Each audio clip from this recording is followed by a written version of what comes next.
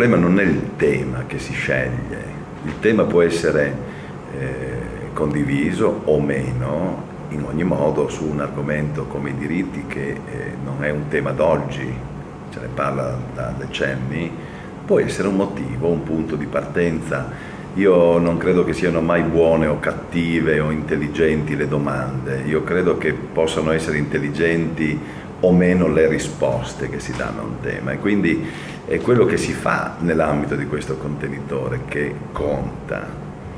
Ecco, il tema poteva anche andare bene. Trovo che le risposte, e cioè chi è stato chiamato a discutere di questo tema, ecco, a volte sia andato fuori dai binari. Credo che la platea dei possibili invitati potesse essere più ricca, perché ogni elemento di discussione diventa più completo, più comprensibile e più apprezzabile se è un coro a più voci.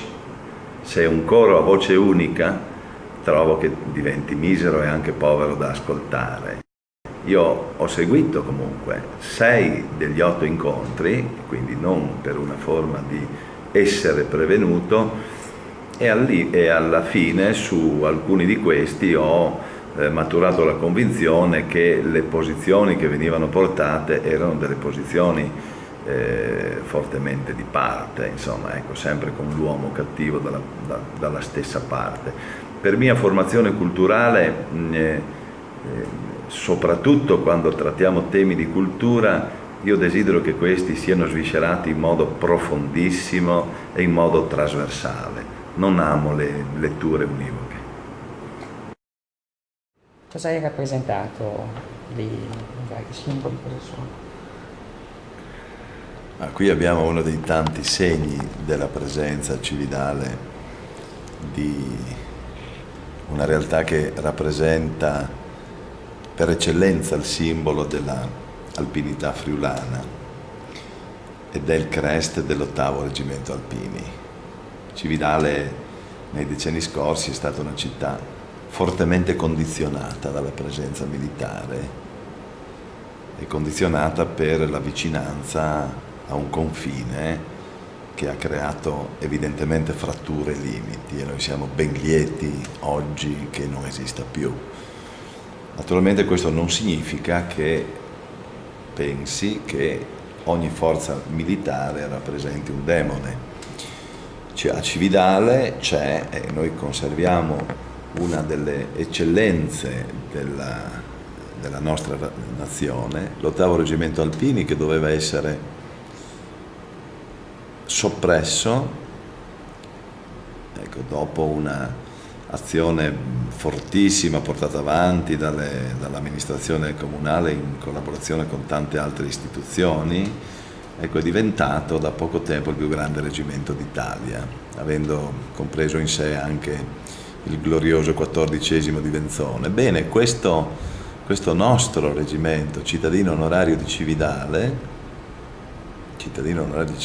all'unanimità come consiglio comunale, quindi come dico prima, non di parte, è uno dei 3 reggimenti che rappresentano l'Italia nelle missioni di pace all'estero.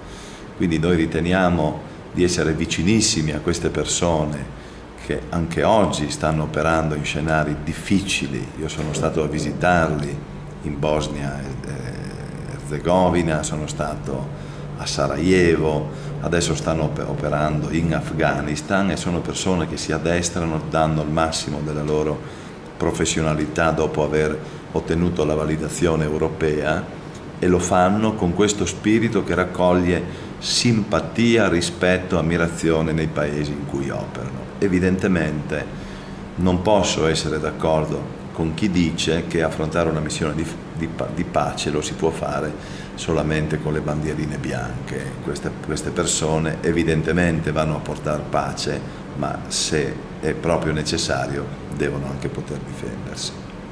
Possiamo ricordare dove si trova la caserma e magari quel bel motto che campeggia all'esterno? Il comando è nella caserma Francescato di Cividale, dove ci sono circa metà delle truppe dell'8° e l'altra metà si trova a Venzone nella caserma dell'ex 14° per un totale di circa 1300 unità.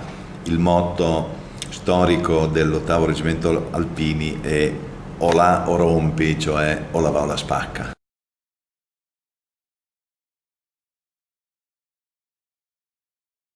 Questo bel quadro che campeggia nella stanza del sindaco di Cividale è un Cristo benedicente di Palma il Giovane, che viene ammirato da tutte le persone che entrano in questa stanza, ma la chicca di questo quadro è che viene da un dono di un provveditore, il provveditore Santo Contarini, rappresentante governativo della Repubblica di Venezia in città.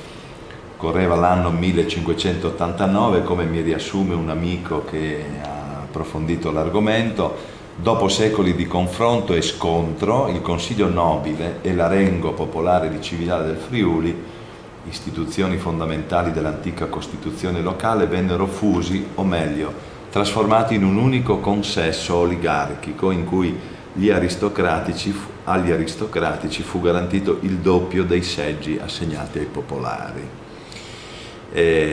Soddisfatto della sua opera, il provveditore Contarini donò alla città addirittura un dipinto beneaugurale di Palma il Giovane con il Salvatore recante la scritta Pax Vobis, una pace che, come dice questo amico che mi manda la nota, liberticida e lesiva dei diritti politici inveterati del popolo cividalese.